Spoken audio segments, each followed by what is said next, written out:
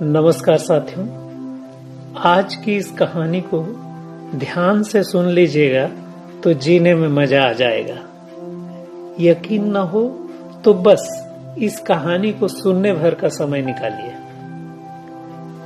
कथा है कि राजा जनक के महल में एक दिन एक साधु का आगमन हुआ।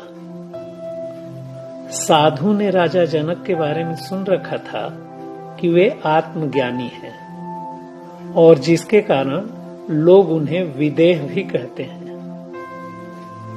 राजा जनक स्वयं ही साधु सन्यासियों का आदर सत्कार करते थे।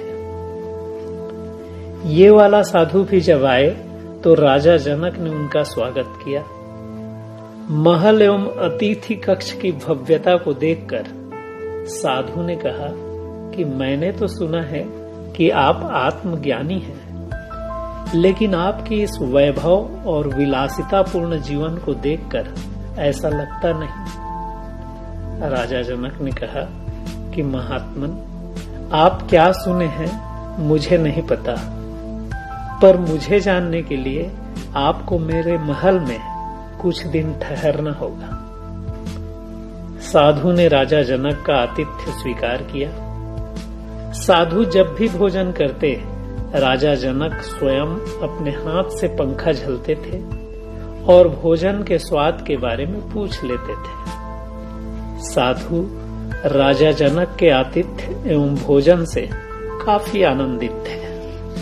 3 दिन बाद चौथे दिन की दोपहर जब साधु भोजन के लिए बैठे तो राजा जनक के पहुंचे बिना ही उन्हें भोजन की थाली परोस दी गई। साधु भोजन कर ही रहे थे, तभी 3 सिपाही वहां आए और साधु से बोले कि भोजन करने के बाद आपकी कोई अंतिम इच्छा हो तो बता दीजिएगा, क्योंकि आज शाम को आपको फांसी दे दी जाएगी। साधु ने कहा, क्या बोले? फांसी? और मुझे? मेरी गलती क्या है? सिपाही बोले कि वो तो हमें पता नहीं, पर महामंत्री जी का यही आदेश है। साधु बोला कि अरे, ये कैसी बात हुई? पर सिपाही बोले कि बताना है तो अपनी अंतिम इच्छा बताइए, ताकि फांसी के पहले हम उसका इंतजाम कर सकें। लेकिन साधु फिर पूछने लगा कि आखिर मेरी गलती क्या है? सिपाही बोले कि इसके आगे हमें कुछ नहीं पता। इतना कहकर वे तीनों वापस चले गए। साधु की तो हालत खराब हो गई। तभी राजा जनक आए। वो आकर और दिनों की तरह पंखा झलते हुए बोले कि क्षमा करें, आने में थोड़ी देर हो गई। भोजन कैसा लग रहा है? रसोइया कह रहा था कि साग में नमक थोड़ी कम हो गई है। साधु बोला, भोजन? मुझे भ्रमित न करें, पहले यह बताइए कि मेरी गलती क्या है? आप मुझ जैसे साधु को किस अपराध की सजा दे रहे हैं? राजा जनक ने कहा, घबराइए मत, समझ लीजिए कि अब फांसी नहीं होगी। वो तो बस यूं ही कह दिया होगा। अब बताइए, कैसा लग रहा है भोजन? साधु ने कहा, कैसा भोजन? कैसी स्वाद?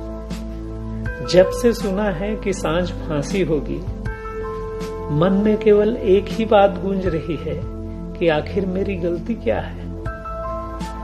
ध्यान न तो भोजन में है और न ही स्वाद में। तो राजा जनक ने कहा कि जैसे मौत की एक खबर एक साधु के भोजन का स्वाद छीन सकती है, वैसे ही कोई आदमी यदि अपनी मौत की खबर 24 घंटे रखता हो तो वह आदमी घर, महल, अटारी या किसी राग रंग के स्वाद में डूब सकता है क्या?